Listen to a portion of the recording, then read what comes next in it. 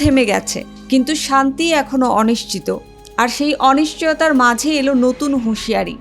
মার্কিন president Donald Trump সাফ জানিয়ে দিয়েছে, আগামী বুধবারের মধ্যে ইরানের সঙ্গে কোনো স্থায়ী চুক্তি না হলে আবারও শুরু হবে ভয়াবহ হামলা।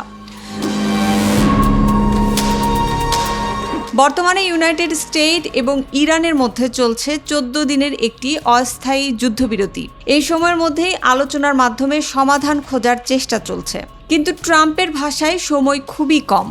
এয়ারফোর্স ওয়ানে সাংবাদিকদের সঙ্গে কথা বলতে গিয়ে তিনি বলেন, যুদ্ধবিরতির মেয়াদ আর বাড়ানো হবে না। যদি কোনো সম্মানজনক সমাধান না আসে তাহলে আবার শুরু হবে বোমাবর্ষণ। এর মধ্যেই দুই দেশের মধ্যে সরাসরি ও পরোক্ষ আলোচনা হয়েছে, এমনকি ইসলামাবাদে বৈঠকও হয়েছে, তবে সেখানেও মেলেনি চূড়ান্ত সমাধান। বিশ্লেষকরা বলছেন, এই সময়সীমা বেঁধে দেয়া আসলে এক ধরনের চাপ সৃষ্টি করার কৌশল, যাতে ইরান দ্রুত সিদ্ধান্ত নিতে বাধ্য হয়। তবে প্রশ্ন থেকে যাচ্ছে, নির্ধারিত সময়ের মধ্যে কি সত্যিই কোনো চুক্তি হবে, নাকি মধ্যপ্রাচ্য আবারও দেখবে নতুন কোনো সংঘাতের আগুন?